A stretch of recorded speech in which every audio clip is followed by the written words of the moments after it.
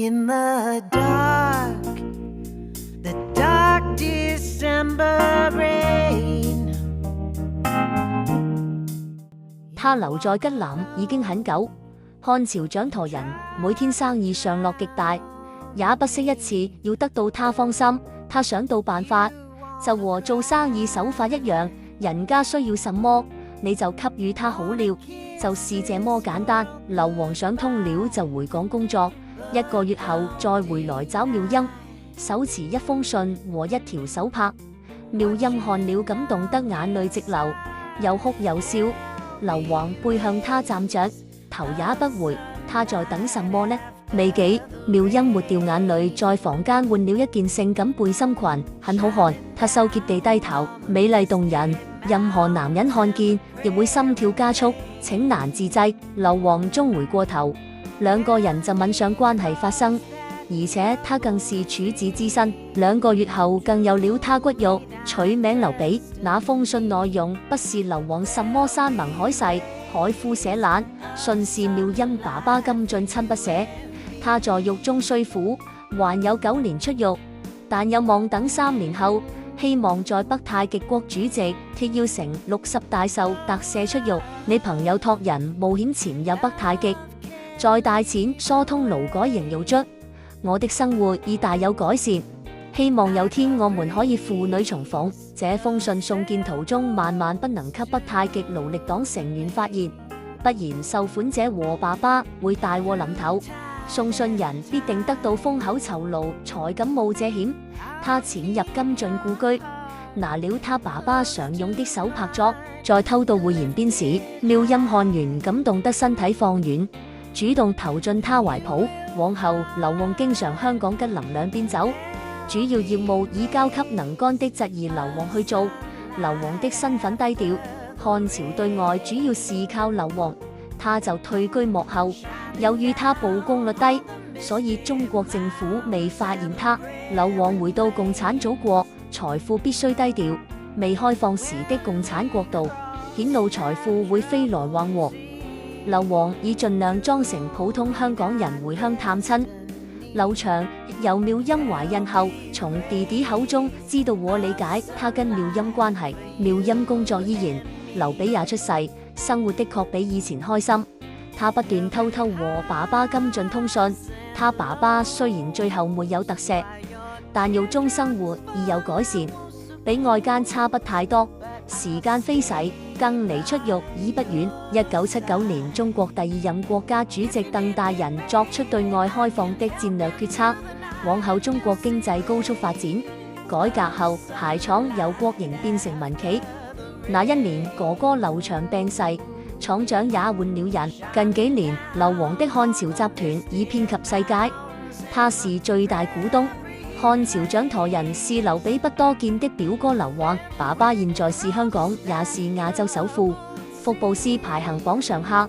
只要漢朝幾句說話、幾個小動作，也能令香港和海外股市波動。香港的行業一半以上，無論地產、金融、交通、物流、飲食、旅遊和電訊，大部分是爸爸的。在香港，你只要生存，已經逃不過漢朝的東西。劉備已9歲，這孩子長得很英俊，頭腦聰明，可惜他卻生長在這裏，父母身份各走極端。父親劉懷2個月來一次，一來就住上10天。劉王會秘密帶報紙上來給劉備閱讀，他不想兒子屈在這裏，什麼也不懂。童年的劉備長得很高，已和媽媽相約，而劉備對外間的事很感興趣。他看得越多，越知道自己越無自由。其實劉雲對劉備很大期望，他的資質遠勝和正室所生的子女，可惜時不與他。妙音是黑市居民，行事從不引人注目，因為中國允許北太極派便衣警探入境，他們甚至會喬裝成脫北者拘捕你，跟被中國公安拘捕結局一樣。所以他只和太極人為伍，閒時上地下小教會，努力學習中國和香港的文化。劉備3歲起，每天也跟媽媽學跆拳道。他說外公以前也教他跆拳道。外公金進以前是國家體育部跆拳道總教練，但再問外公的事，就算你長大後慢慢才明白。劉備越問越火，越問越糊塗，媽媽就抱住他哭起來。之後劉備就不敢再問，而爸爸亦不肯透露什麼，令自己每一天在思考了解他們的事情，直至他開始知道什麼是公民身份，才明白自己是黑市居民。但知道又如何？既然他們不想我知，我就裝作不知好了。他們只是想保護我。他在延邊市黑市小學就讀。劉備資質絕佳，成績名列前茅，可惜8歲已經小學畢業的他，卻不能有升讀中學機會。小劉備非常沮喪，而他的能力實在太浪費。他無論運動才藝都表現出色。他博覽群書，最喜歡看偵探、冒險和特務小說，這類故事題材最令他着迷。和每個小朋友一樣，會幻想自己是電影中的男主角。這些冒險故事情節，他最愛思考和模仿。這個嗜好令他後來人生多次化險為夷。他也有參加學校的話劇社，很喜歡演戲，演技出色，但從沒有想過將來當電影明星。加上以他的身份，絕不可能。如果他有一天得到身份，最想要的是除暴安良，為世界帶來正義。但基於黑市居民身份，他永遠也做不到。長大只能作勞動散工，他只好寄情課外活動，看圖書、看小說、打球、胡打跆拳道。閒時拿工廠的斷碼鞋去街邊擺檔。兒子做小販這事令爸爸感到蒙羞，十分憤怒痛心。爸爸和媽媽因此吵架。爸爸一怒之下提早回港，離開時更被爸爸親眼見香港首富的親兒子在街邊擺檔買鞋，真看不上眼，就和兒子說：阿鼻，你唔好再喺度擺檔。爸爸覺得好難睇，你同我返香港屋企，我用辦法俾個身份你，去香港讀中學上大學，幫爸爸做生意好嗎？劉備，咁媽媽呢？劉王，咁多年佢都唔肯跟我走。劉備，咁點解你唔同我哋一齊生活？你係咪有第二頭住家？你係咪覺得我喺街邊擺檔影衰你啊？點解你生我出嚟係黑市居民？劉賢羞愧得頭碎下來，父母的心事從來也不向他透露。他原來已經思考了問題所在，永遠求不到的答案，刺激他不斷思考，高速成長，令他比同齡兒童早熟得多。劉王，唔好咁啦，你想要咩嘢，爸爸都可以俾到你。劉備越想越火，反叛地推開爸爸說：我咩都唔要，我淨係要媽媽，就跑回家。劉王也難過得流淚，心情壞透就回香港。但這一走，發夢也想不到再一次見面要這麼難。劉備回家還未踏入家門外圍，現中國公安在鞋廠把太極族女工扣上手銬。弊，今次真的出事了。中國公安旁邊有幾個操北太極口音的人，是北太極特工。媽媽有被捕嗎？他逃得掉嗎？小劉備心急得淚流下，爸爸又走了，怎辦？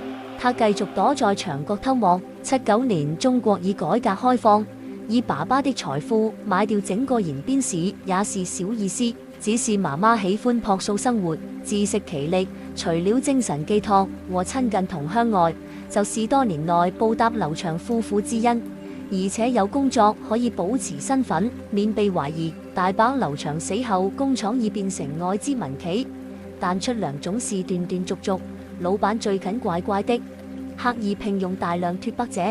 媽媽身為工頭，就代表勞方向資方談判，相信是談判破裂，出糧被拖。新任老闆兼廠長在場和公安交談中，估計是無恥老闆故意請他們，然後在發生日前一天向公安告發，就不需負薪。發生了最不想看見的事，媽媽真的被捕，快被扣上手銬，慌張地四處望，像在找尋兒子。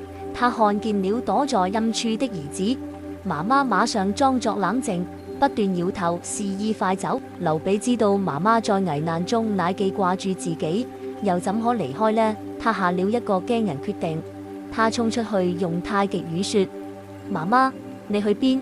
我都要陪你。眾人目光立刻轉向這小朋友，兩個公安同時搭住劉備膊頭，但他並不想逃，只繼續說媽媽。兩名北太極特工問小朋友：誰是你媽媽？他直指廖雍，廖雍否認他不是自己兒子。劉備：媽媽，你唔使維護我，要走一齊走，就過去抱住媽媽。兩母子相擁痛哭。廖雍低聲用廣東話說：仔，你知唔知你入到去有幾苦？未必有命返嚟。你同爸爸走，你要咩佢都俾到你。媽媽走唔到噶啦，一個死好過兩個死，做咩過嚟陪死咁傻啊？點解我以前叫極你都唔聽，叫極你都唔肯去香港？劉備，我可以唔讀書，咩都可以唔要，我只要你平平安安。放心，我同你一齊去，我再諗辦法救你返嚟。他感動得緊緊抱住兒子，吻他額頭，多麼孝順勇敢的好孩子。兩個北太極特工看罵他倆說什麼語言，再說就立刻打斷你們手腳。兩母子和一幹非法勞工被捕押上車，留上車前盯住那個肥老闆，心想我一定會回來，此仇必報。劉備凌厲的眼神令那中年老闆流露一絲恐懼，不過2秒後，老闆帶住狡猾的微笑：你有命返來報仇再講，我等你。工人全部押上車往收押所，在延邊市收押所，劉備和母親分開關在不同牢，但房之間距離近，男女總數有8人。中國公安不急住遣返，直到累積夠10位犯人，才會一次過送過邊界強制遣返。現在還差2個，時間已到最重要關頭。廖雍用盡唇舌遊說收押所警員，終於有個警員口頭承諾可以放人，他要5000元。媽媽說了我們家的地址，叫他自己去揾。其實家中的錢起碼有10萬，媽媽賺的不多，是爸爸留在幾個秘密地方，恐防有天被捕用來行賄。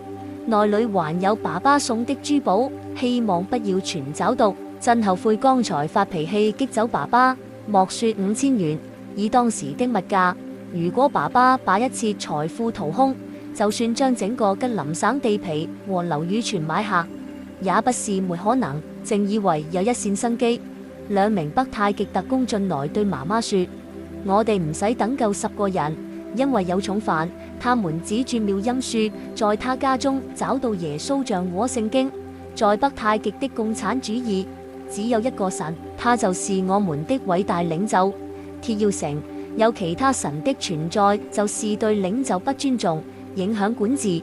所以活在封閉的人民真相是絕不能給他們知道。被逮捕的脫北者，如果曾和宗教人士接觸，嚴重得可以死刑。莫講話宗教，就算任何組織，包括慈善組織，也不能在北太極國生根，因為組織越大，人越多，變成為井井有條的勢力。如果他們要反政府，就成為心腹大患。特工指住媽媽說：你侮辱了偉大領袖鐵要成之間的信任關係，你竟然拜耶穌，這一次有機會是死刑，離脫險只差一步。現在真的大禍臨頭，明天會一行8人被押上囚車。劉備可以再次抱住媽媽，他說：我哋真係冇運，俾特工入咗去先。廖雍，做人唔好講自己冇運，人哋聽到冇人會再俾機會你。幾惡劣嘅環境你都要催眠自己會行好運，一定會成功，好事自然來。多想象成功會令你變得樂觀，樂觀的人會看到機會。多想象失敗只會注定失敗，悲觀的人只會看到困難。所以不要讓自己有太多沒機會、不可能的想法，久而久之就真的再沒有機會，可能性大幅降低。樂觀也不能盲目，然後聽天由命，樂觀也要做足功夫和多想象成功。若然失敗，才說失敗乃成功之母吧。他媽媽金妙音的確充滿人生智慧。人生道路不會永遠平坦，挫折可以令你停下來審視人生，迎接更豐盛的生命。